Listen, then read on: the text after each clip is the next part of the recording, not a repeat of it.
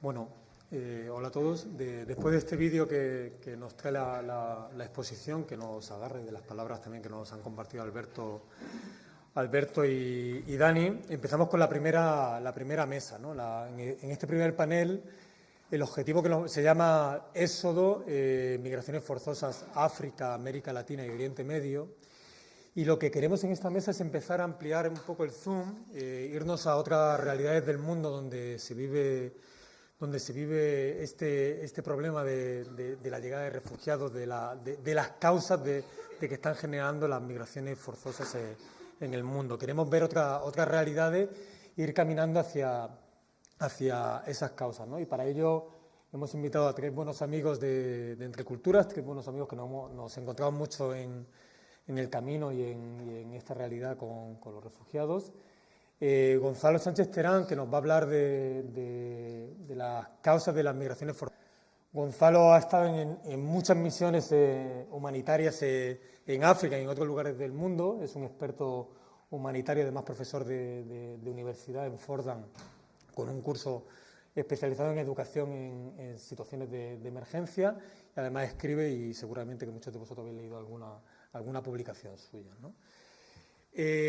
También está con nosotros José Luis González, acaba de llegar de México, llegó ayer por la noche, está despertando porque el pobre son las 3 de la mañana. José Luis trabaja en frontera Comalapa, en México, en la frontera entre México y Guatemala, es de Asturias, pero ha sido adoptado por Centroamérica y por México. Tiene también nacionalidad guatemalteca, ¿no?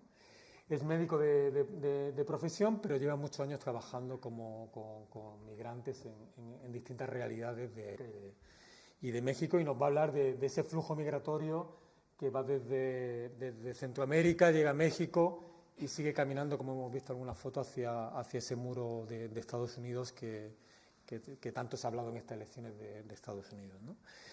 Y por último, a Maya Valcárcel, que también la conocemos mucho en Entre Culturas, trabaja en incidencia pública en el Servicio Jesuita a los Refugiados. Trabaja con el Servicio Jesuita a los Refugiados en lo último, desde 1998, ¿no? Me decía si... Desde que era menor de edad. Y ha tenido muchas más experiencias también con ACNUR, también ha sido secretaria general de CEAR aquí en España, empezó con el Servicio Jesuita a los Refugiados aquí en España, es decir, lleva muchos años trabajando por esta causa de los refugiados, ¿no? Y bueno, entre todos vamos a intentar que ampliar esa mirada sobre los refugiados e ir caminando hacia las causas, ¿eh? Vamos a escucharles y luego vamos a intentar tener un diálogo, ir descubriendo cuáles son estas causas, y seguramente nos van a venir buenas ideas para buscar soluciones a muchos de estos problemas con los que trabajamos, ¿no? Yo también quiero enmarcar un poco el problema de los refugiados en el mundo, es decir, dar así unas pinceladas antes de empezar con esas causas. En el mundo nos encontramos con un crecimiento exponencial del número de refugiados, es decir, está el último informe de Naciones de ACNUR, nos habla de 65 millones de refugiados en el mundo. Son lo que ellos llaman gente de la que se ocupa el Servicio Jesuita de los Refugiados. Seguramente las estadísticas no nos lo dicen todo, porque hay muchos flujos que seguramente no nos dicen esas estadísticas, pero nos dicen mucho, ¿no? Esos datos nos dicen, por ejemplo, que ahora que en Europa estamos viviendo o en España estamos hablando mucho de los refugiados, es decir, es un tema que está en nuestras mesas, ¿no? Es decir, yo creo que en este último año y medio yo he participado en muchos de estos foros sobre refugiados, porque de repente empezamos a discernimiento sobre este caso de los refugiados, ¿no? Pero estas estadísticas nos dicen que en Europa solamente hay un 6% de los refugiados en el mundo, ¿no? La gran mayoría se encuentra en otras realidades del mundo, es decir, un 40% de los refugiados se encuentran en países de Oriente Medio, un 30% se encuentra en África, ¿no? Entonces tenemos también que ver estas distintas miradas de los refugiados en el mundo y reconocer dónde están estos refugiados, ¿no? A mí los datos tampoco lo dicen todo. Yo cuando pensaba decir unas palabras, yo necesitaba testimonios de personas que en el último año hemos hablado con ellos, refugiados en distintas partes del mundo, que a mí me dicen mucho, ¿no? Estas 2 o 3 personas que nos traen esta realidad a los refugiados, ¿no? Para no quedarnos solamente en cifras, ¿no? Y yo cogí un dato o de un testimonio de una persona que conocimos en Etiopía, un refugiado que viene de Eritrea, ¿no? Que ha tenido que huir, que con ganas de hacer muchas cosas, está en edad de trabajar, de plantearse un futuro, y su vida ha sido truncada porque ha tenido que escaparse de una guerra o de una situación política muy compleja que hay en Eritrea, y se encuentra refugiado en el país vecino, en Etiopía, y no puede salir de ahí, ¿no? Seguramente la única opción, cuando hablamos con él, la única opción que tiene es seguir su camino, porque en Etiopía la verdad que tiene muy pocas oportunidades de labrarse un futuro, y seguramente va a atravesar el desierto del Sinaí y se va a dirigir hacia Europa, eso nos comentaba, ¿no? O otra, en este caso no es refugiada, sino que es una desplazada interna, que se llama Furaja, que la encontramos en el Congo. Es una niña de 7 años, se ha tenido que mover de un lugar a otro, no ha recorrido larga distancia, no ha tenido que atravesar una frontera de un país a otro, ha atravesado muchas fronteras de distintas formas. Y es una niña que no puede ir a la escuela, por desgracia, tiene 7, 8 años, 7 o ya tendrá 8 años, no ha podido ir a la escuela todavía. Y muy compleja, ¿no? Y luego el último testimonio que me venía así a la cabeza, que quería recordar este año, ahora mismo no recuerdo el nombre, pero lo tuvimos en una mesa en Yo Soy Tierra Acogida. Es un refugiado sirio que ha ido caminando y ha llegado al norte de África, de ahí se fue hacia Melilla y finalmente terminó en Sevilla. Y es un testimonio, a mí me dice mucho, es un tipo, es ingeniero, es músico, es innovador, está lleno de vida. Es decir, te cambia ese imaginario de los refugiados, así que los ves en los campos, es un tipo que es solidario, ¿no? Yo la primera vez que me acerqué a él fue en un post que hizo en Facebook donde lo que decía que mostraba solidaridad para enseñar clases de laúd al que quisiera, porque se sentía como muy bien recibido y quería compartir esa solidaridad con otros, ¿no? Esos son distintos testimonios que nos traen niños. El 50% de los refugiados en el mundo son niños. Hay que pensar en esto. Toda la vida por delante tienen que labrarse ese futuro, ¿no? Estamos llegando a la llegada, ¿no? Y de esa llegada, de esos países donde acogen a refugiados, de esas personas que se encuentran refugiadas ahora, vamos caminando al origen, vamos caminando hacia ese flujo, ¿no? Y el origen, ¿de dónde vienen estos refugiados del mundo, ¿no? ¿De qué lugares, de qué realidades, ¿no? Pues yo creo que más o menos sabemos, es decir, de Siria, ¿no? Es decir, todo el mundo yo creo que ayer en la noticia de Alepo, es decir, día a día vemos esa guerra que no acaba nunca y que es de los países que más refugiados genera en el mundo, ¿no? También estos refugiados vienen de otros países de Asia, como Afganistán, Irak, que generan un gran número de refugiados, ¿no?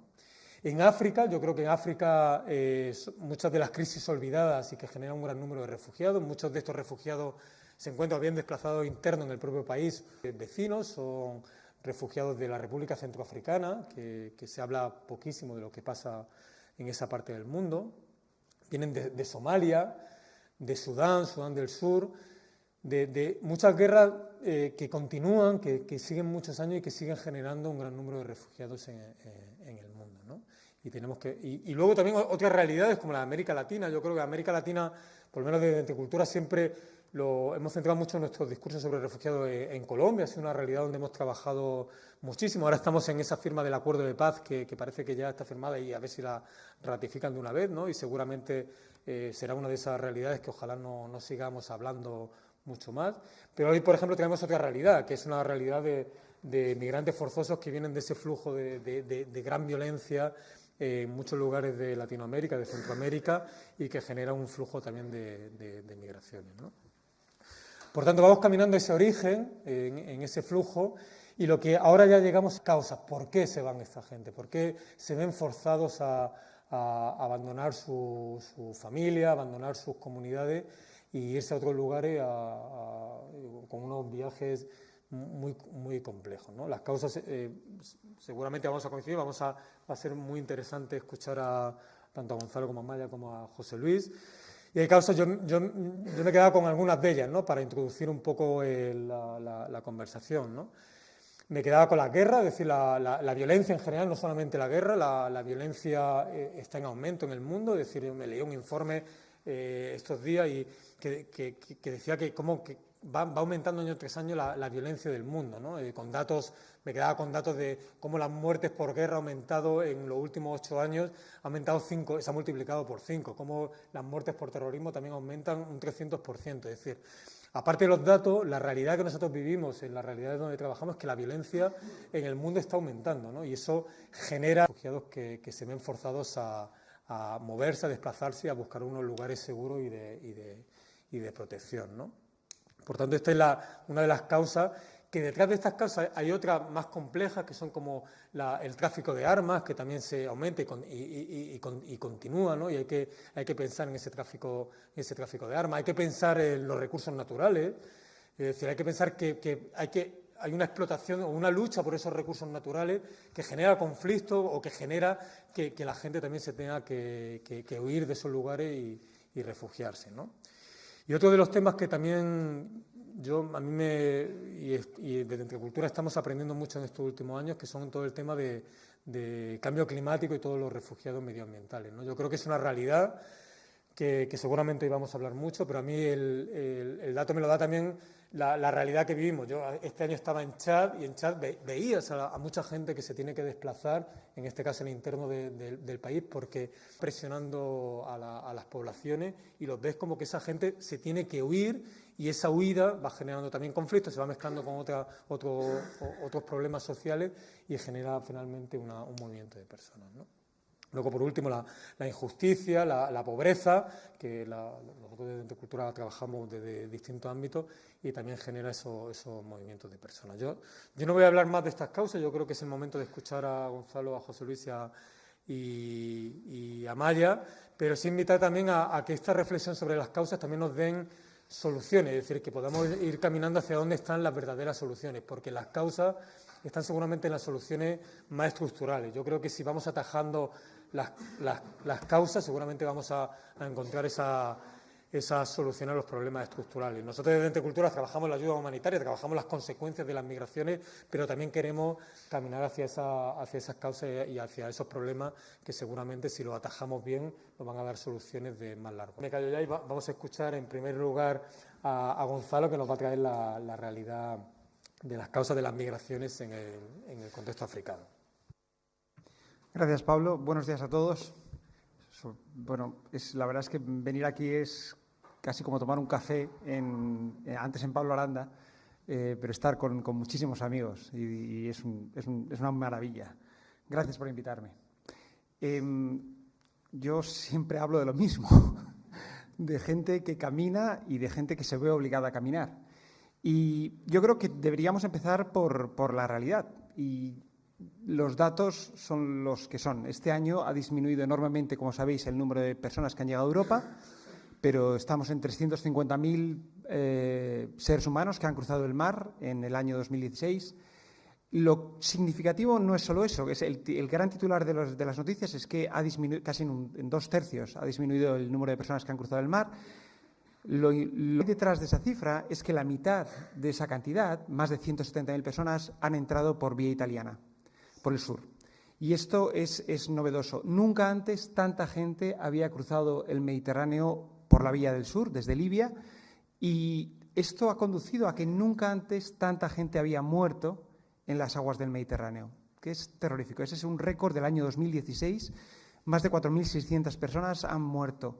Y cuando toda la atención del mundo, una parte importante de la atención del mundo está correctamente, en buena medida, en Oriente Medio, esos muertos, de forma masiva, son muertos africanos.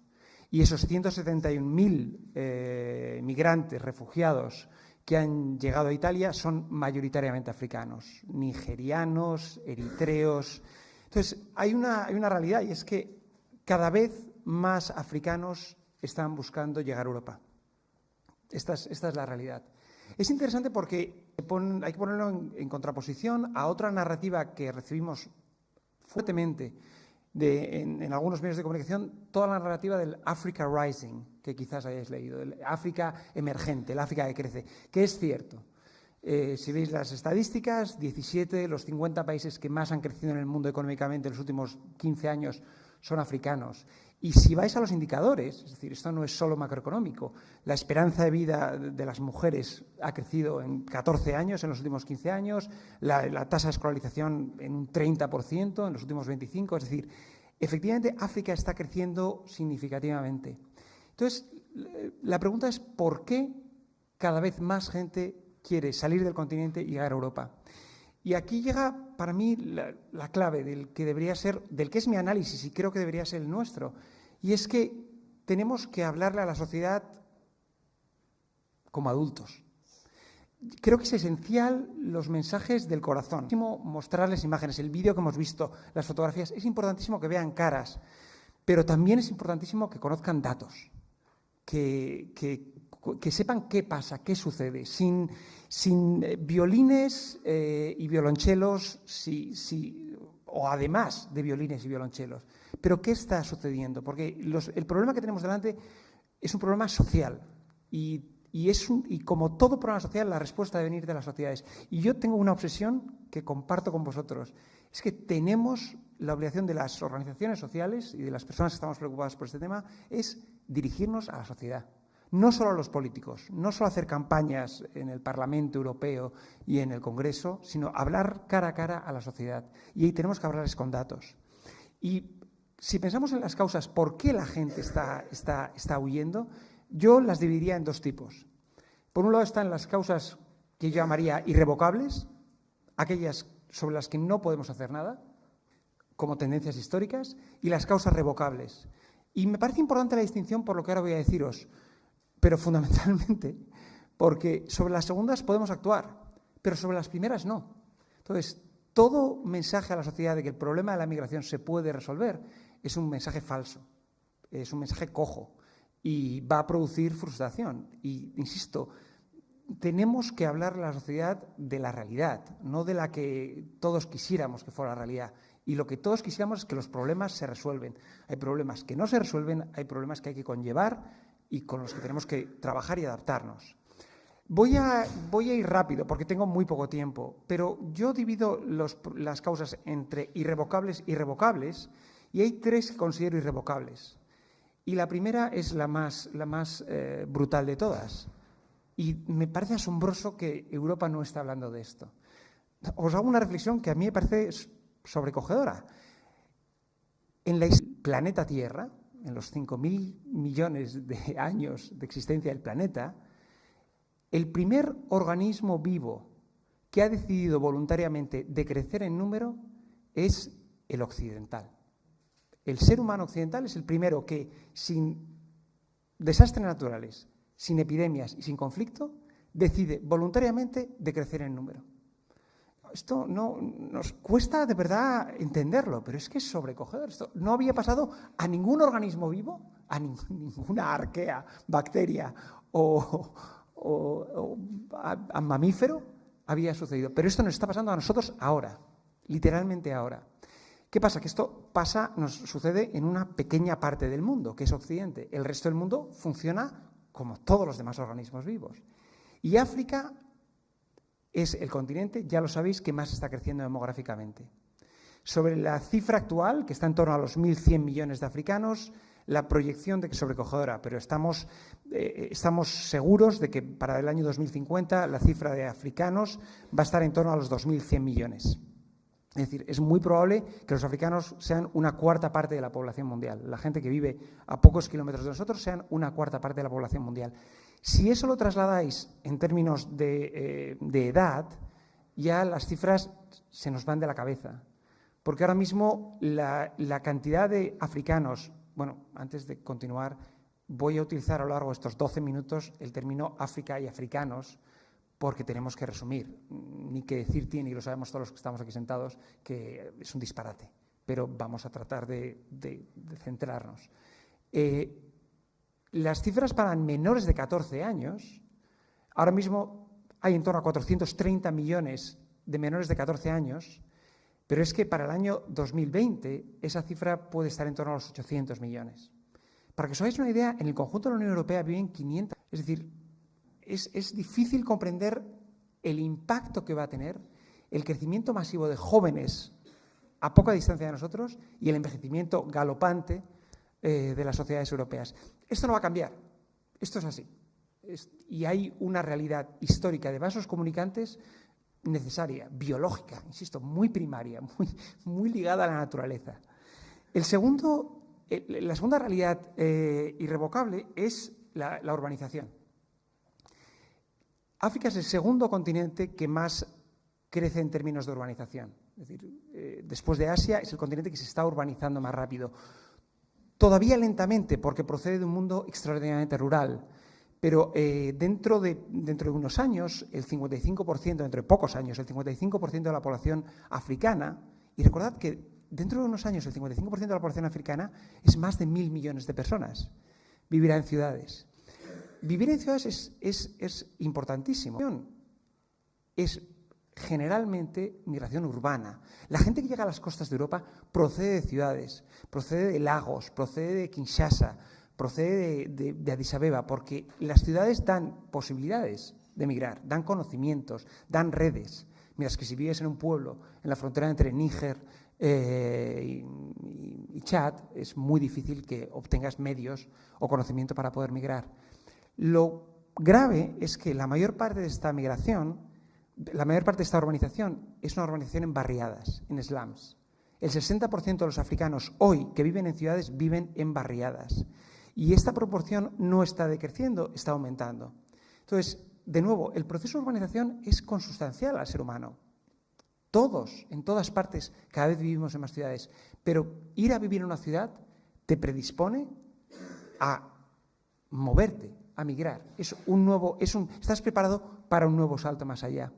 Y no hay nada que... El tercer elemento, y es quizá el más interesante o el más contraintuitivo, es el desarrollo. Ese desarrollo del que os hablaba, esa mejora en las condiciones africanas de las que os hablaba, está produciendo más migración. África, entre el año 2000 y el año 2010, África creció a un ritmo un 5,5% continentalmente. Es un crecimiento muy importante. Estamos acostumbrados a las barbaridades de cifras chinas, de los 8 y 9%, pero para cualquier sociedad crecer a un 5,5% es multiplicar realmente tu Producto Interior Bruto a una velocidad extraordinaria. Desde el año 2013 hasta ahora se ha reducido ese ritmo al 3,3%, fundamentalmente por un problema del precio de las materias primas, que ha crecido. Pero lo más probable es que nos mantengamos entre un 3 y un 5% en los próximos años, de acuerdo con el Banco Mundial. Es decir, África está saliendo de la pobreza absoluta. De nuevo utilizo el término continental, que me duele, pero está creciendo significativamente. Y aquí cito, los que me hayáis oído hablar o hayáis tenido la desgracia de tomar un café conmigo, me habréis probablemente oído hablar de Michael Clemens, porque Michael Clemens es un economista que elaboró un paper que se llama El desarrollo reduce las migraciones, y al que cito constantemente, porque la conclusión del paper es apabullante. Dice que la migración aumenta hasta que las sociedades alcanzan unos niveles de renta media a media alta.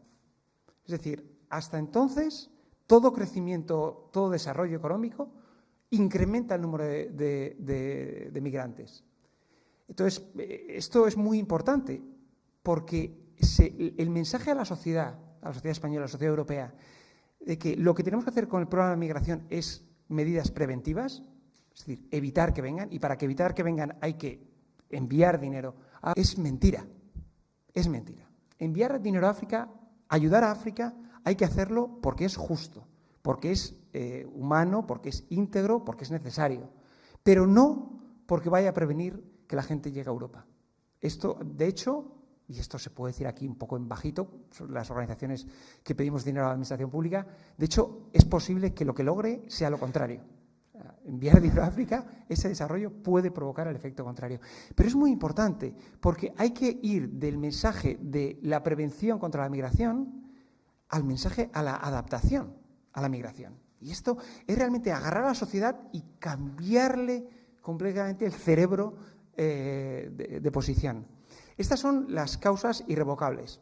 Además, es curioso, pero si pensamos en términos históricos, las docenas de millones de personas que dejaron Europa entre 1870 y 1930 camino de América, docenas de millones, Lo hicieron porque había un incremento demográfico en Europa sustancial, porque se estaban produciendo unos procesos de urbanización crecientes y porque Europa se estaba desarrollando. La revolución industrial estaba generando riqueza y la gente tenía medios para poder emigrar. Es curioso cómo se producen paralelos en la historia de la humanidad. Pasamos a las revocables, a aquellas en las que podemos actuar de alguna manera. Y estas voy a ser relativamente breve porque las conocemos todos. La primera es la desigualdad. Y es impresionante, me impresionó. Hablar de África y hablar de desigualdad es curiosísimo, porque hasta hace muy poco tiempo solo hablábamos de pobreza. Nosotros identificábamos África, continente, es pobreza. En el World Economic Outlook, que hace el foro de Davos cada año, el año pasado, cuando se le preguntó a los principales líderes económicos, sociales, del continente con el que se enfrentaba África en el futuro, en perspectiva, el problema número uno fue la creciente desigualdad. Es extraordinario, porque esto hace 10 años a nadie se le hubiera ocurrido hablar de la desigualdad como un problema capital en África, pero lo está siendo cada vez más. Y viene dado por ese crecimiento galopante. Las cifras son verdaderamente, te descabalan, pero el número de millonarios en África en los últimos años ha crecido un 145%, es decir, cada vez hay más millonarios. Y el número de personas que viven con menos de 1,25 dólares al día, la tasa de pobreza, también ha crecido. Estamos en torno a 415 millones de personas que viven con menos de 1,25 dólares. Entonces, los extremadamente pobres crecen, los extremadamente ricos crecen. Y sabemos que este decalaje produce migración. Es decir, es mucho más infrecuente que tú salgas de tu lugar de origen cuando todo el mundo a tu alrededor que cuando tienes la imagen de riqueza, de dinero. Se puede actuar contra esta desigualdad. Son políticas, son decisiones que toman los gobiernos y los organismos internacionales. El segundo elemento, de nuevo, lo siento los que me hayáis oído hablar 46 veces hablar de esto, pero es el cambio climático. Y el cambio climático este año está devastando realmente el continente.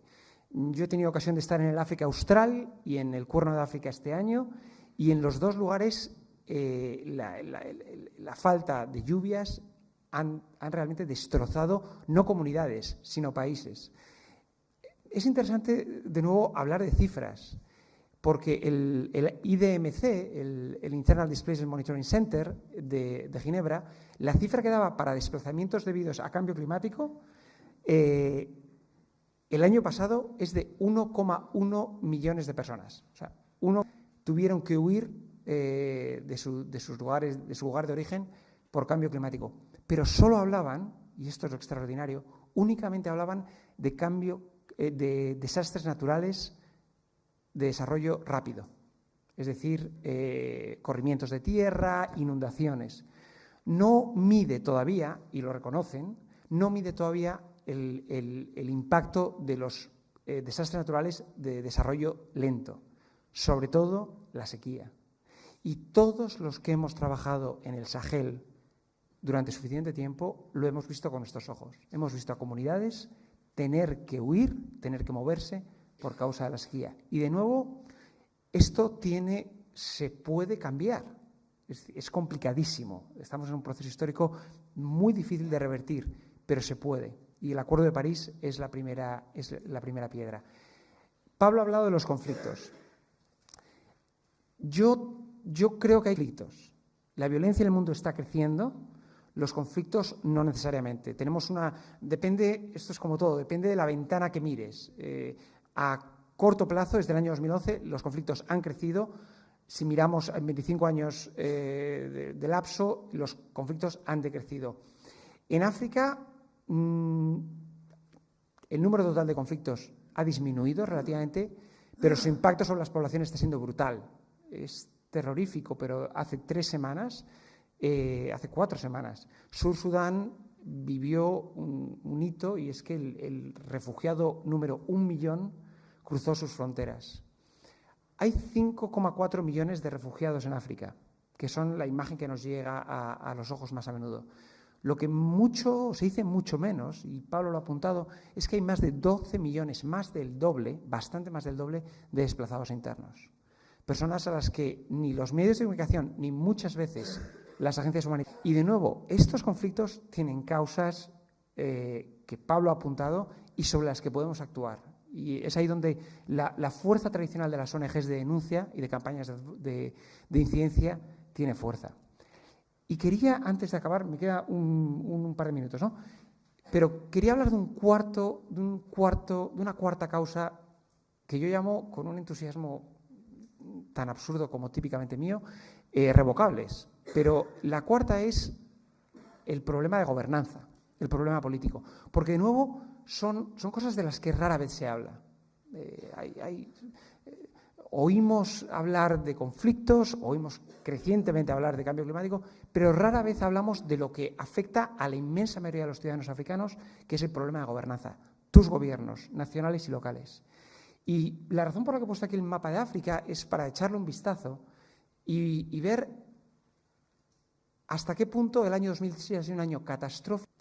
Ha habido una cantidad sustancial de países en los cuales las elecciones han derivado en violencia y han derivado en la perpetuación en el poder de líderes antidemocráticos, dictatoriales. Si miráis, y va a ir corriendo, Gabón, la República del Congo, Uganda, Togo, Chad, lugares en los que no se ha, bueno, ya lo habéis oído en las noticias, imagino, pero Gambia, que parecía que tenía una oportunidad de cambio, ahora mismo la comisión electoral está tomada por el ejército gambiano y el presidente ya ha rechazado reconocer los resultados electorales. Pero estas son las elecciones. Hay elecciones que se tenían que haber celebrado este año y que no se han celebrado. Estamos hablando de países como Somalia, con un eterno proceso de falta de democratización, o la República Democrática del Congo. Y la República Democrática del Congo hace muy poco estaba en Malawi, pero la realidad política está hay 500 personas que están entrando en Malawi todas las semanas, 500 congoleños, hasta tal punto que se está abriendo un nuevo campo de refugiados para ellos. Y esto es una violencia silenciosa, de la que nadie habla. Hay países en los cuales los regímenes están oprimiendo a la población e impidiéndoles vivir. Ahora mismo Etiopía, no olvidemos, un país con 100 millones de habitantes, cerca de 100 millones de habitantes. Etiopía vive en un estado de emergencia, en la cual miles de personas han sido detenidas y torturadas, lo sabemos, y docenas han muerto bajo las balas del gobierno. Lo mismo está pasando hoy en Sudán, en la República de Sudán. Las últimas manifestaciones, las de 2013, fueron reprimidas a sangre y fuego, y ayer el presidente, la semana pasada hubo una jornadas de ciudad muerta en Jartum, ya ha anunciado que van a responder del mismo modo que lo hicieron en 2013. Esto, de lo que no se habla, no llega a las noticias, porque no es conflicto masivo de poblaciones, esto provoca que la gente quiera irse. La falta de esperanza. Y para mí, de nuevo, vuelvo al concepto de causa revocable. Todos estos gobiernos, todos son apoyados por la Unión Europea. Todos reciben fondos de la Unión Europea, todos son recibidos en Bruselas, en Ginebra, en París, en Londres, en Madrid. Todos son amigos de Europa. Cuando sucede algo excesivo, muertos en las calles, se emite una nota, se emite un informe. La Unión Europea lo hizo antes de ayer con respecto al caso de Gabón y nada más. Seguimos haciendo lo de siempre. Entonces, para mí esto es relativamente sencillo, pero tenemos que hablar con los políticos y exigirles que cambien su forma de actuar con respecto a las causas revocables. Es inaceptable que toleremos situaciones apoyándolas de opresión, de desigualdad, de muerte, de ataque. Y luego están las irrevocables. Y tenemos que hablar a la sociedad y decirle, miren, la migración es una realidad humana y hay que convivir con ella y tenemos que buscar la manera de hacerlo. Tenemos que exigir a los inmigrantes, a los refugiados, tenemos que hacerlo, pero sobre todo tenemos que exigirnos hacia nosotros y tenemos que mirar de forma diferente a nuestras sociedades, el modelo social que queremos para nosotros y para nuestros nietos. Muchas gracias.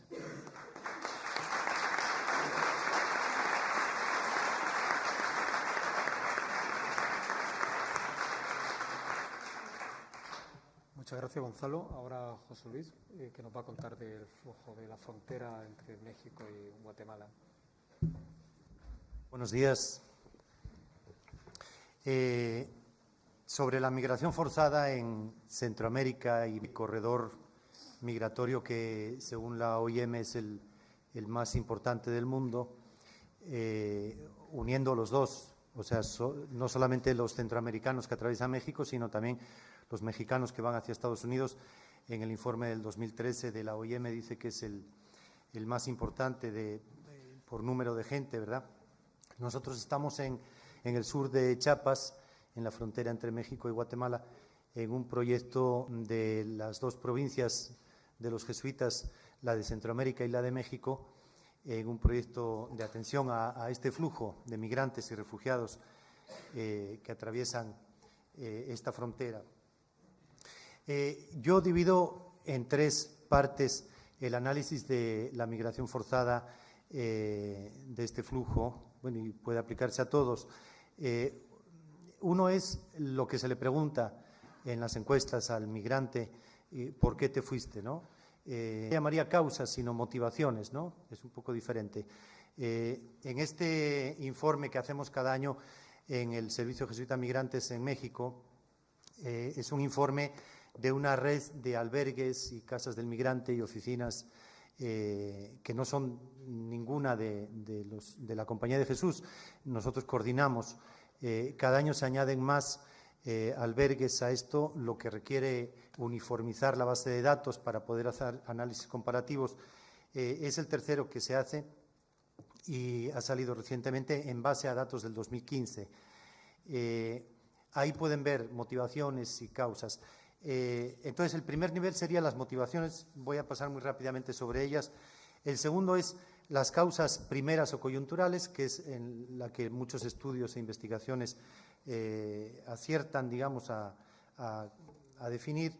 Pero después hay un tercer nivel que muy pocas veces se ve, que es el de las causas más estructurales. Y quisiera detenerme más en ello, si me da tiempo, en 12 minutos, ¿verdad? Entonces, en el de las motivaciones, ¿no? Por supuesto, un migrante lo primero que dice es motivaciones económicas por mejor salario o empleo o por mejorar la vivienda, incluso algunos por alguna cuestión de salud de algún familiar que necesita una operación, entonces se van a Estados Unidos un tiempo para poder ayudar a algún familiar enfermo, ¿no? Hay un primer grupo de motivaciones ahí que después, cuando demos el segundo paso de las causas, son causas económicas, ¿verdad? Después hay todo un grupo de motivaciones que son el huir por falta de justicia o de inseguridad en los países de origen. Hay tres huidas. Unos te dicen que huyen para no morir, extorsiones, las amenazas. En Centroamérica, estoy hablando de los tres países del Triángulo Norte, donde más violencia hay, Honduras, El Salvador y Guatemala. En El Salvador, el último año, la cifra ha aumentado a más de 105 muertos por 100.000 homicidios, ¿verdad? Es un índice mucho más alto que el de la guerra de Irak, cuando fue la guerra de Irak, y muchas otras guerras. Los índices de homicidios que hay en Centroamérica superan al de muchas guerras. Sin embargo, no salen titulares porque no hay una guerra oficialmente declarada. Entonces, primero te dicen huir para no morir, también de violencia doméstica y de género, ¿verdad? Pero en general se puede decir que es el contexto generalizado de violencia en Centroamérica el que hace huir a la gente. Yo cuando llegué a Centroamérica en el año 90, no era jesuita, viví en un barrio del Progreso, en Honduras, y del centro del Progreso hasta este barrio nos podíamos ir caminando sin ningún problema.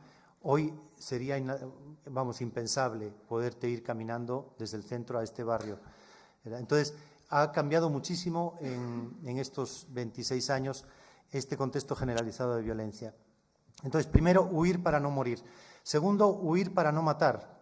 Es una causa de huida también muy importante, ¿no? La primera familia que nosotros alojamos en el albergue San Rafael para solicitantes de refugio en frontera con Malapa, precisamente huía porque sus 2 hijos, chiquitos, tendrán 8 y 10 años, ya la Mara quería reclutarlos para tareas de información, tareas de ir a cobrar la extorsión en el barrio, y entonces los padres no querían y huyeron de Honduras precisamente para no matar. Hay un testimonio publicado de un muchacho que le tocó por el azar en un barrio donde estaba la Mara 18 y su hermano estaba en el barrio vecino en la Mara Salvatrucha. A él la Mara 18 le pidió como signo de confianza para entrar en la Mara que matara a su hermano que estaba en el otro barrio y era de la Mara Salvatrucha. Él huyó del Salvador precisamente para no matar, ¿verdad? Curiosamente, cuando uno lee la Biblia, ve que el primer migrante, que es Caín, es el primer errante, ¿verdad? Incluso el nombre, supongo que es en hebreo, de la tierra a donde va Caín, creo que se traduce por la tierra del errante, ¿verdad? Curiosamente, Caín es el primer migrante y es precisamente por no ser fiel a la fraternidad, por el fratricidio, ¿verdad? Yo voy a enfocar un poco, si me da tiempo, esta charla desde el tema de la fraternidad, que creo que es mucho más radical que el de la hospitalidad, con la novedad del Evangelio respecto al Antiguo Testamento, ¿verdad?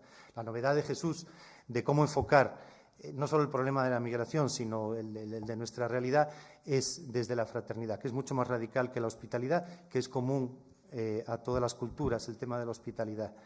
Entonces, huir para no morir, huir para no matar y huir por haber matado también. Esto pocos te lo dicen, pero sí por haber cometido un delito o un crimen y huir. Pero en general está este tema del contexto generalizado de violencia, que sería como otro, pasando al segundo nivel de las causas, ¿verdad? Otra de las causas importantes.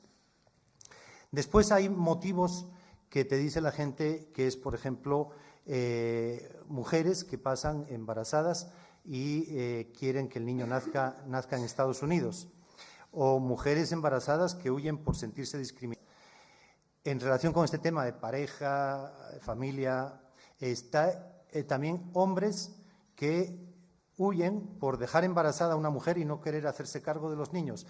Esto que estoy diciendo no es políticamente correcto decirlo, ¿verdad? Porque normalmente nos centramos más en las causas del imperialismo norteamericano y todas estas cosas que son ciertas, ¿verdad?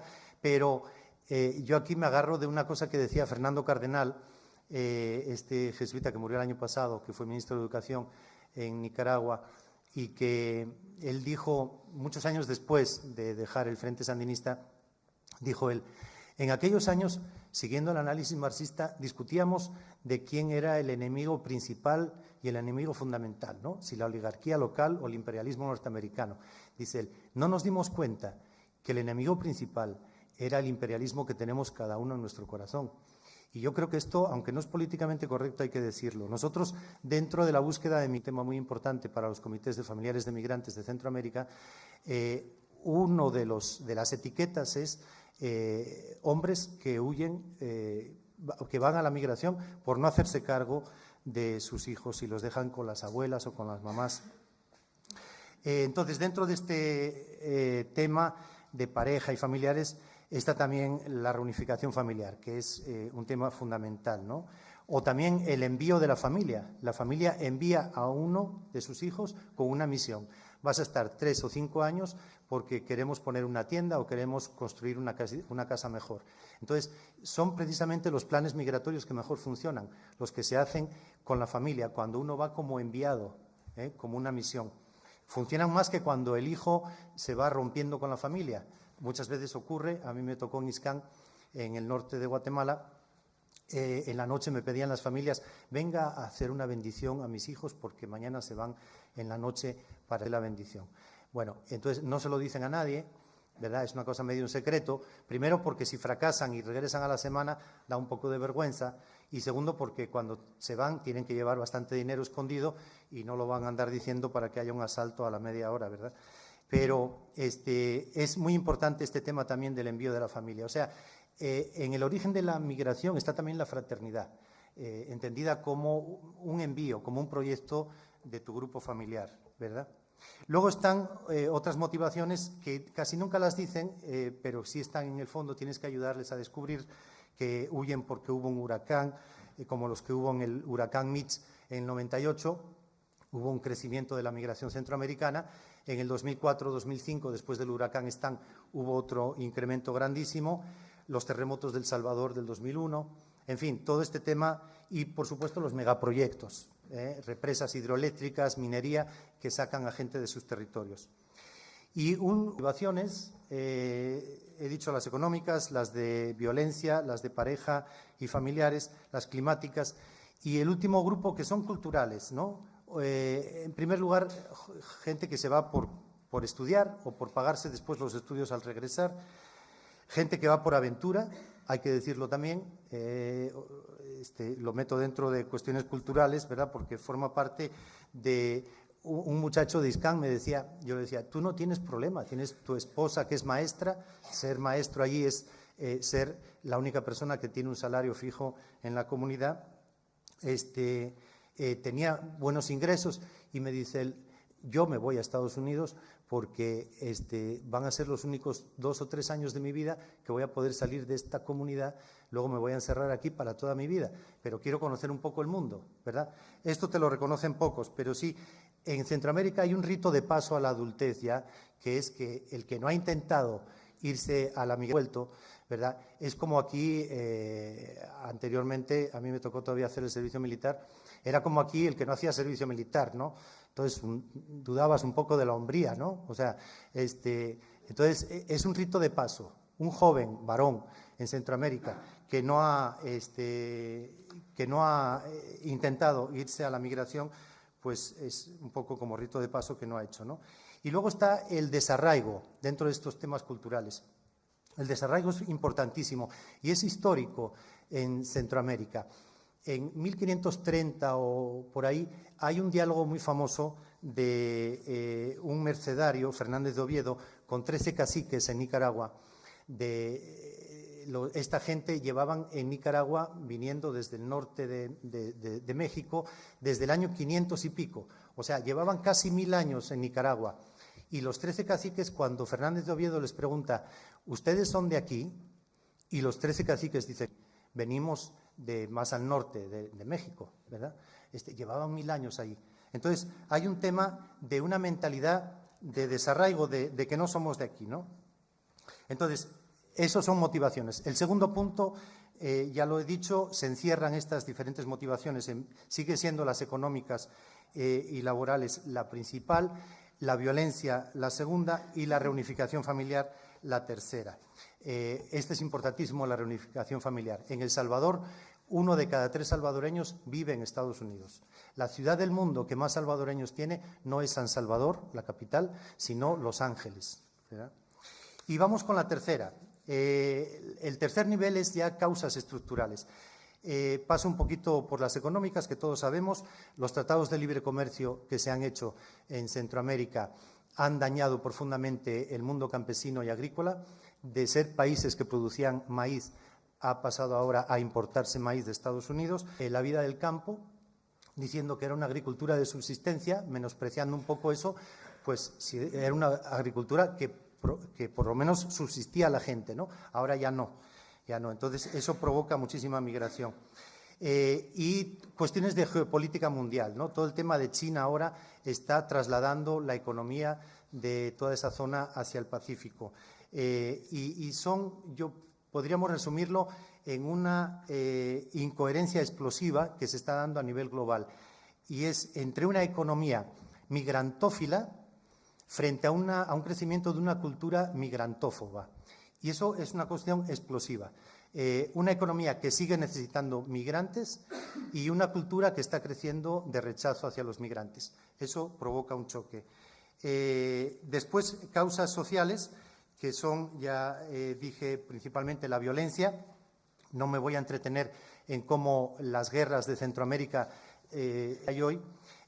Hace 2 años, Antonio González, un teólogo que fue jesuita, vino a darnos una conferencia a El Salvador y él decía este dato, dice: cuando yo estudiaba en Alemania, en los años 80, muchos grupos de iglesia progresista se planteaban ayudar a Centroamérica enviando armas, porque eso era lo mejor para terminar con las dictaduras y poder lograr la justicia, ¿verdad? Dice, si en aquella época nos hubieran dicho que esas armas que enviamos son las que hoy están en los barrios del Salvador matándose los pobres unos a otros, hubiéramos pensado mejor, ¿verdad?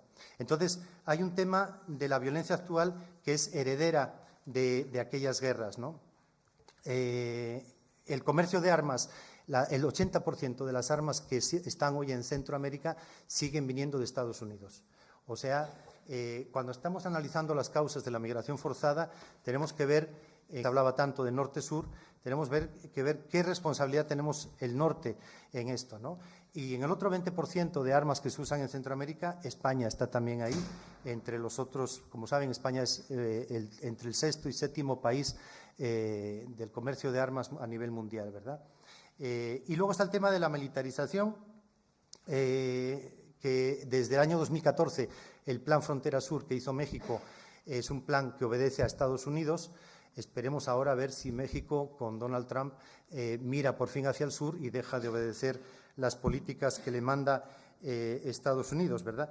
Pero desde el 2014 Estados Unidos ha logrado que México persiga mucho más a los migrantes centroamericanos y, sorprendentemente, que los propios gobiernos de Centroamérica persigan a sus propios migrantes. Y ustedes dirán, ¿cómo? O sea, un ciudadano de El Salvador o de Honduras puede moverse por su territorio normalmente, no tiene por qué decirle a nadie que se va rumbo a Estados Unidos. Pero sí, lo han de tráfico y trata, que son dos temas que son delito. La migración no es delito, pero tráfico y trata sí. Entonces, un policía de Honduras ve un grupo de 5 jóvenes que van hacia la frontera y los puede detener diciendo que sospecha que uno de ellos es el traficante, con lo cual los detiene. Y esto es lo que ha logrado Estados Unidos desde el 2014. O sea, unos gobiernos de Centroamérica que son también títeres y obedecen a las políticas de Estados Unidos. Termino con las causas políticas. Continuando con esto que decía antes y causas políticas, una frase que resume todo. Alan Bersing, un alto funcionario de Estados Unidos, ha dicho: la frontera entre Chiapas y Guatemala es ahora nuestra frontera sur.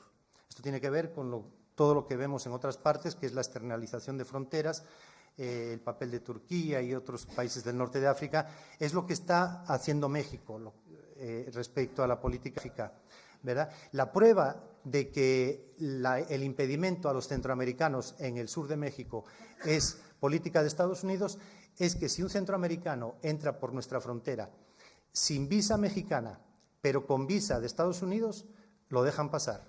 Las leyes lo dejan pasar. Es decir, el problema es Estados Unidos. Las políticas de refugio restrictivas y lentas ha estado aumentando el número de demandantes de asilo en nuestra frontera muchísimo. También quisiera hablar en esto de políticas, no solo políticas migratorias, políticas económicas, políticas demográficas. Me parece que este tema es importantísimo, lo que acaba de decir Gonzalo, porque hay un diferencial demográfico fundamental que es causa de la migración, ¿verdad? Ayer en el avión pude leer El Mundo de ayer, miércoles, donde dice que el Instituto Nacional de Estadística sigue diciendo que España está perdiendo poblaciones al mes. Y un demógrafo del CIS decía en ese mismo artículo que eso no es alarmante porque así nos equiparamos con Europa. Bueno, pues sigamos así. Conclusiones, termino con esto. Yo en Centroamérica, que llevo 26 años allá, estoy viendo que se está la violencia dividiendo los territorios en pequeñas localidades. O sea, cada barrio tiene un señor feudal, cada barrio tiene la mara local y no sé si saben que Fe y Alegría, por ejemplo, las escuelas de Fe y Alegría tienen un gran problema ahora porque los niños que venían del barrio vecino, como resulta que allí domina otra mara, no pueden venir a la escuela ahora, ¿no? O sea, se está convirtiendo en pequeños feudos. Y Incluso este parecido con el inicio de la Edad Media, cuando cayó el Imperio Romano, hay muchísimos parecidos de nuestro mundo. Incluso las construcciones que se están viendo ahora en Centroamérica, las casas se parecen a los castillos medievales. Se hacen ventanas muy chiquitas, porque si las haces más grandes te pueden entrar los ladrones. Incluso hay gente que construye su casa como castillos, con almenas y cosas así, ¿no? Especialmente los narcos que construyen de ese tipo. Hay estudios incluso sobre la vivienda. Pero a mí me parece que está cayendo el poder de los estados en poder dar seguridad. Eso es lo que se está viendo en Centroamérica y me imagino que en otras partes del mundo, lo que se llama estados fallidos, que no se quiere reconocer, y se está construyendo un mundo de pequeños feudos. Estos mareros, que son en cada barrio el más criminal es el que se hace dueño de la mara. Eso es lo mismo que los guerreros del siglo V y VI se convirtieron en condes y marqueses, pero por arte de magia, ¿verdad? ¿Por qué? Porque era el más criminal, es el que pasó a ser corriendo en estos barrios. La casa más bonita, los mareros se la quitan a la familia y pasan a vivir ahí, la familia del marero, sin trabajar, cobrando extorsión al resto del barrio, y los hijos de los mareros van a la universidad. Y los hijos de mis amigos, que tienen una pequeña tienda y quería que sus hijas fueran a la universidad, ya no van a poder ir porque están trabajando para la Mara, en todo un estado paralelo, ¿verdad?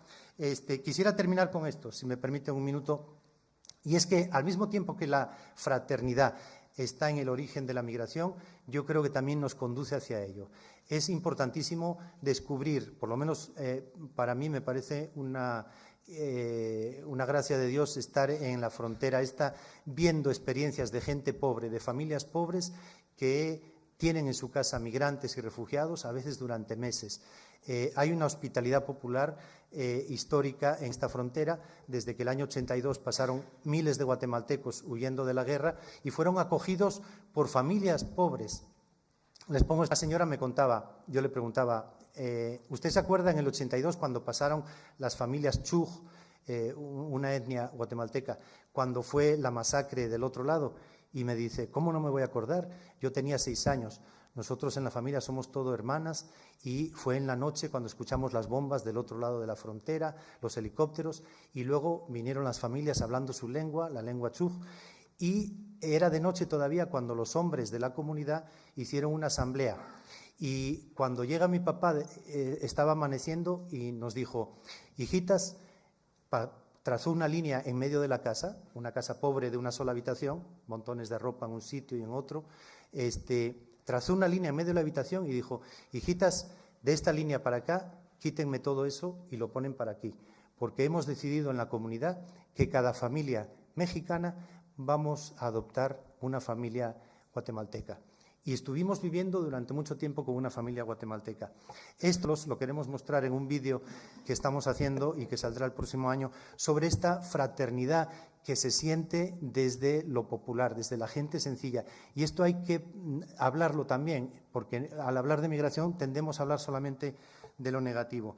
Yo sí creo que una de las soluciones es no solamente incidir en cambios de leyes, en cambios hacia una ciudadanía mundial y todo esto, sino también en cambios culturales que promuevan esto que ya existe entre la población. A mí me tocó, y termino con esto, me tocó en París, cuando estuve haciendo un estudio allí, iniciar con la red Welcome. Fuimos una de las primeras comunidades jesuíticas que admitieron solicitantes de refugio y que ahora se ha extendido. Yo creo que esas experiencias es lo que puede hacer cambiar el mundo, ¿verdad?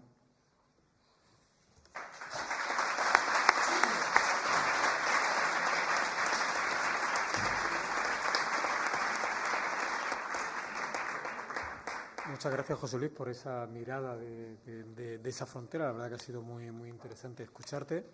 Y ahora pasamos a otra parte del mundo y otra realidad, Oriente Medio, y algunos también Amaya nos decía que también de alguna otra parte de Asia nos va a hablar. Bueno, muchas gracias a todos por estar aquí. Yo voy a hablar fundamentalmente de Oriente Medio y también de la respuesta europea, porque creo que nos toca a todos. Voy a ser bastante breve porque también lo que queremos es escucharos, vuestras preguntas y vuestros comentarios. Hemos hablado de la crisis de los refugiados, ¿no? Y no nos gusta nada esto. porque la crisis no la queremos poner en el refugiado. El refugiado no es un problema, el refugiado tiene un problema. La crisis está en las causas y la crisis está en la respuesta. Las causas en Oriente Medio son fundamentalmente tres. Armados crónicos, tenemos situaciones como la de Irak o la de Afganistán, son conflictos que llevan incluso 30 años. Conflictos armados recientes o más o menos recientes, aunque bueno, vemos que la guerra de Siria parece no acabar. Tengo un amigo sirio que me decía, lo que nosotros no queremos es que esto se convierta en una nueva Palestina, ¿no? Y el tercer punto es la falta de soluciones. Todo refugiado lo que quiere es volver a su casa, la repatriación. Ese es el sueño, ese es el deseo de todo refugiado. Nosotros tenemos esta idea de que el refugiado se quiere instalar, pero la realidad es que todos los refugiados quieren volver a su tierra, construir su tierra, recomenzar de nuevo. En Oriente Medio, como ha dicho Pablo, se encuentra el 40% más o menos de la población refugiada mundial, de esos 65 millones de desplazados forzosos.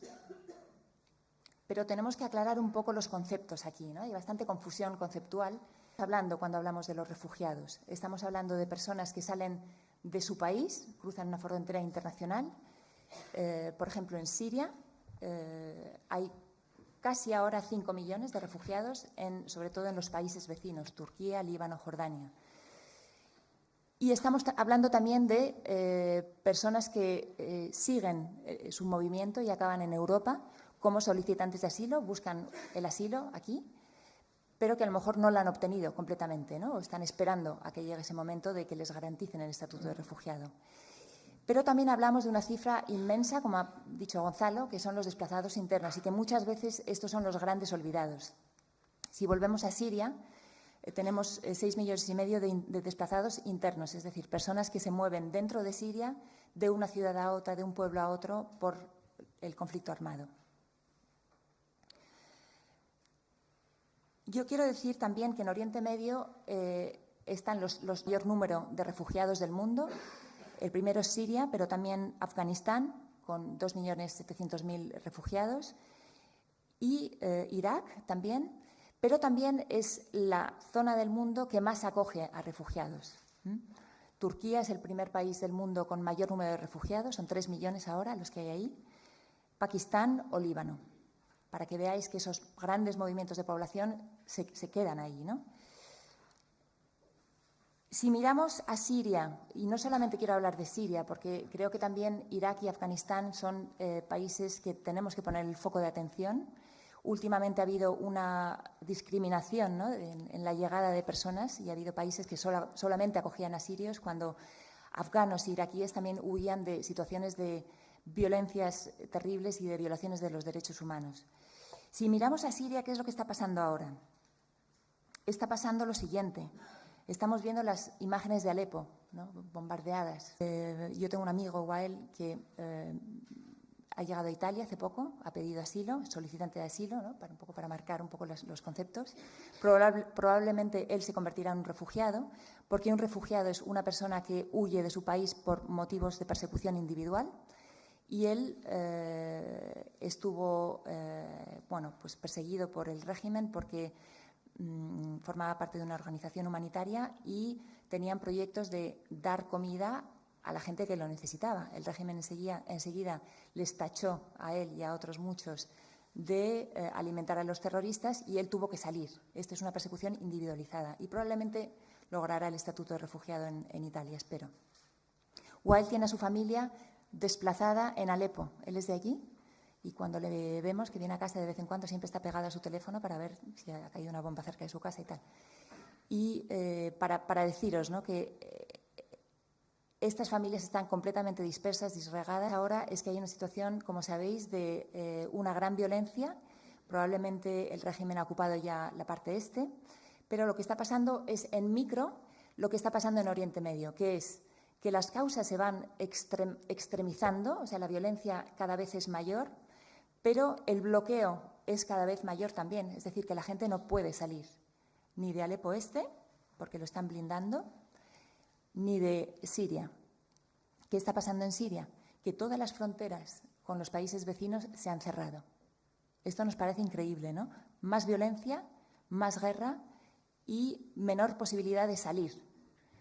La frontera con el Líbano está prácticamente cerrada. Tú, para salir de Siria hacia el Líbano, tienes que pagar un visado que es carísimo, que nadie puede pagar casi.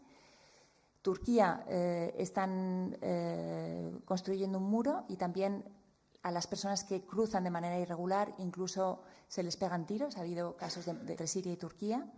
Y la frontera con Jordania se ha cerrado por unos ataques terroristas que hubo hace poco. Es decir, que la persona que quiere salir de Siria, en este momento, la única forma que tiene es de forma irregular y con muchísima amenaza de violencia. Muchísima gente está siendo asesinada en las fronteras. Y luego también tenemos la situación de que en la frontera tanto de Jordania como de Turquía hay, yo creo que en la frontera turca hay 160.000 personas aún completamente perdidas y sin ayuda humanitaria, y en la frontera con Jordania 75.000 esperando a cruzar y no pueden, ¿no? Están completamente atrapados. Es decir, la microsituación de Alepo, atrapados, la vemos también a mayor escala en Siria. En Irak pasa lo mismo, es decir, en Irak, simplificando un poco, el problema es que la guerra es entre el ejército y las milicias, la ocupación del Estado Islámico. Esto se va moviendo y, como sabéis ahora, el gran foco de atención es Mosul. La guerra empezó allí en marzo y se ha reproducido muchísimo. En junio hubo unos ataques fuertísimos y desde entonces ha habido unos 400.000 desplazados internos. En todo Irak hay 4,5 millones de desplazados internos. Y en Afganistán, pues un poco lo mismo, es decir, guerra entre ejército y territorios ocupados y intento de salida que cada vez se hace más peligroso. Y vamos ahí, al segundo, digamos, paso, ¿no? ¿Qué quiere hacer la gente que está atrapada en Siria y después que logra salir a Líbano, Jordania y Turquía? Si tú eres una familia siria y quieres llevar a tus niños al colegio, en Líbano, lo que te va a pasar es que probablemente puedas acceder a un colegio público, pero debido a las reticencias históricas entre Líbano y Siria, la gente no lo sabe mucho, ¿no? Pero es muy complicado estar en Líbano como familia y llevar a tus niños al colegio, porque los niños sufren bullying. Hemos tenido muchos casos de niños pues, que sufren violencias físicas por los maestros. En fin, es muy complicado. Y nos dicen nuestros compañeros de Siria que esta es una de las causas por las que las familias quieren seguir avanzando y llegar hacia Europa, ¿no? El tema, por supuesto, de la falta de medios en los países vecinos a Siria, pero también del acceso a la educación, ¿no? Que es un derecho básico. ¿Y qué se encuentran cuando llegan a Europa? Bueno, pues vimos en el año pasado una afluencia de refugiados, que yo no quiero decir que sea masiva, porque, como ha dicho Pablo antes, si vemos el número de refugiados en el número 65 millones, 1,5 millones de personas es bastante gestionable, ¿nos parece?, en un continente como Europa. Pero este año, ¿qué es lo que está pasando? Las llegadas a Europa se han reducido mucho, en un 97%, por el acuerdo entre Turquía y la Unión Europea. Este acuerdo lo conocéis todos, ha sido una barbaridad desde el punto de vista de derecho internacional. Entonces, la poca gente que logra seguir avanzando lo hace a través de la frontera entre Turquía y Bulgaria. Son sobre todo, de nuevo, afganos, sirios y iraquíes. Y lo que está pasando, que estamos viendo más, es que la gente busca unos modos alternativos de llegada a Europa. Y tan rocambolesca es la situación que la gente se va hasta Bielorrusia, Rusia y Ucrania. Y todas las peticiones de asilo que estamos viendo ahora, la mayoría, o casi la mitad, son de personas que llegan a través de estas rutas alternativas. Y como decía Gonzalo, la ruta italiana que llega desde Libia, hay muy pocas personas que llegan de Oriente Medio, hay muy pocas llegadas de Siria, son sobre todo personas que llegan de Nigeria, de Eritrea, muchos que huyen también de conflictos armados brutales como Sudán o Eritrea. Bueno, ¿y qué estamos viendo en Europa? ¿Qué está pasando? Yo lo definiría como una especie de subcontratación, ¿no? Lo que estamos viendo que está pasando ahora es que Europa externaliza sus fronteras. Vemos que las fronteras de Europa se van moviendo hacia Turquía, por ejemplo, pero también hacia el norte de África. Esto lo vamos viendo desde hace bastantes años ya, ¿no? Pero ya el acuerdo Europa-Turquía ha sido como el sumum, ¿no? Nosotros no queremos ver a los refugiados, pero tampoco les queremos expulsar, no queremos violar el derecho internacional, el artículo 33, que es el principio pilar del derecho internacional de los refugiados, que es el principio de non-refoulement o de no deportación forzosa. Entonces, para que no entren y no tengamos que violar ese principio, les contenemos en Turquía. Poco estuve en una reunión del Programa Mundial de Alimentos y vi que había un montón de organizaciones turcas. Y dije, pero bueno, ¿qué es esto? Qué cosa más rara, ¿no? Bueno, pues ya están todos en el juego, ¿no? En el juego humanitario. El Programa Mundial de Alimentos muy presente en Turquía, con la Cruz Roja, la Media Luna Roja, repartiendo comida a los refugiados y un poco, bueno, pues en el juego de la cooperación internacional, que se ha vuelto, bueno, pues pagar 3 billones de euros a Turquía para que mantenga ahí a los refugiados y les damos de comer. Tampoco sabemos muy bien lo que está pasando en Turquía. No hay muchos medios de comunicación que tengan acceso ahí. Y lo que sí sabemos a través de Amnistía Internacional es que está habiendo expulsiones a Siria. O sea, Turquía está expulsando gente a Siria a través de su frontera. Entonces, externalización y subcontratación y una cooperación internacional que se está volviendo una cooperación para contener la emigración. Estamos viendo como tendencias un aumento, como he dicho, de rutas peligrosas, inseguras, y una mayor sofisticación en el tráfico y en la trata. El 14% de la gente que está llegando a Europa dice ser víctima de trata. Por trata entendemos, bueno, cambios me traes a Europa a cambio de que yo trabaje o a cambio de servicios sexuales, etcétera. Y todo el mundo llega, por supuesto, a través de tráfico humano. Este es un poco el cuadro. ¿Qué podemos hacer? ¿Qué recomendaciones estamos dando desde las organizaciones sociales? Nosotros estamos diciendo que, por supuesto, como hemos dicho, hay que ir a las causas, hay que resolver o tratar de resolver los conflictos, que son las causas que en Oriente Medio están provocando estas situaciones.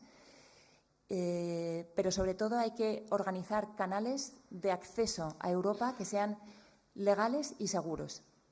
Esto lo venimos diciendo desde hace años. Cuando empezó ya la guerra en Siria, veía que la gente iba a venir a Europa. Estamos muy cerca, ¿no? ¿Y a qué me refiero con estos canales de acceso legal y seguro? Es posible, por directivas europeas, que la gente que sale de situaciones excepcionales de violencia pueda acceder a visados humanitarios, por ejemplo. Yo, persona siria, voy a Líbano y voy al consulado español, europeo o italiano y pido un visado humanitario para venir aquí de manera legal. Esto no quiere decir que yo obtenga ya el estatuto de refugiado, sino que lo pido aquí, pero una vez que he cogido un autobús o un tren o un avión que evite que yo tenga que coger un barco y pagar a un traficante. Un ferry desde Turquía a Grecia cuesta 23 euros. ¿Sabéis cuánto pagan la gente? Entre 800 y 1.200 para cruzar euros. Los únicos que se están beneficiando de esto son los traficantes. Bueno, hemos hablado de visados humanitarios. Reasentamiento quiere decir una posibilidad de que haya sistemas de cuotas, que los países cuotas para que determinados grupos vulnerables de población refugiada puedan venir de forma legal y segura también. Brasil ha hecho esto, 25.000 personas han sido acogidas en Brasil a través de estas cuotas y Canadá, otros 25.000. Pero esto podría suceder también en Europa. Esto tradicionalmente han sido los países escandinavos, Estados Unidos, Australia, pero Europa también tendría que poner esto en marcha, ¿no? El reasentamiento de población. Y un tercer mecanismo podría ser la reunificación familiar, pero entendida de una forma más amplia. Es importantísimo y mucho más inteligente que los refugiados vengan a Europa cuando ya tienen parientes, no solo hijos o padres, sino primos, tíos, etcétera, que les puedan integrar o facilitar esa integración local. Esto es lo que estamos diciendo y esto es lo que hoy, día 15, se está debatiendo en Bruselas, en la Comisión Europea. Hay una reunión muy importante hoy para Turquía, para revisar también el sistema de asilo europeo. Y, bueno, hemos lanzado un llamamiento, 30 organizaciones europeas, para que los líderes europeos den respuesta a esta situación.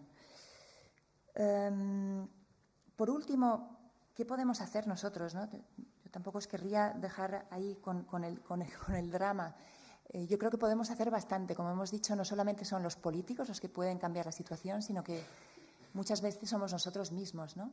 Y yo veo que hay muchos miedos que están entrando y también están entrando en nosotros mismos.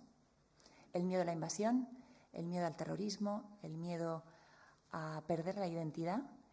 Y todos esos miedos yo creo que son mitos, ¿no? Es un tema muy complejo, pero bueno, ya vemos que la invasión es un poco un arma de doble filo, porque en realidad, si nosotros vemos un país como Líbano, chiquitín, 4 millones de habitantes, la población es refugiado, o sea, 1 de cada 4 personas es refugiado, no podemos hablar de invasión cuando Líbano está así.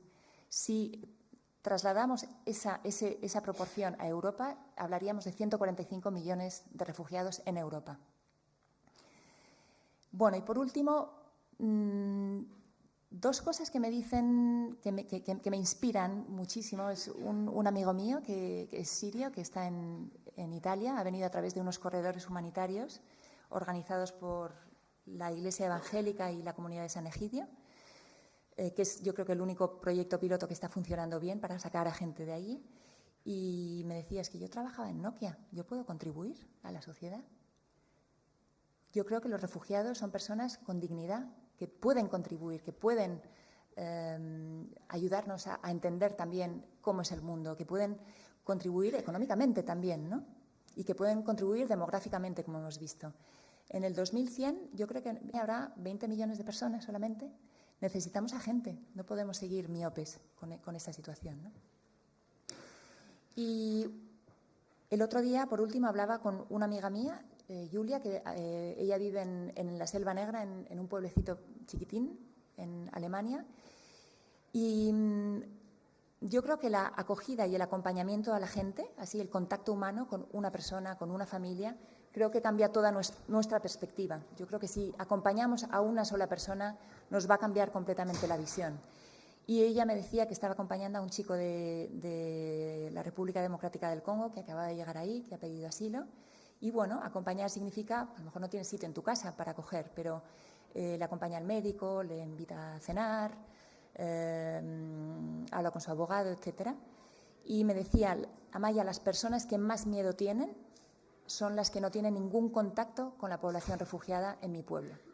Y esto me dio mucho que pensar, ¿no? Y esto os querría dejar aquí, que aparte de firmar, que creo que todos hemos firmado Soy Tierra de Acogida, creo que acompañar y crear esa fraternidad, ¿no? Como decía José Luis,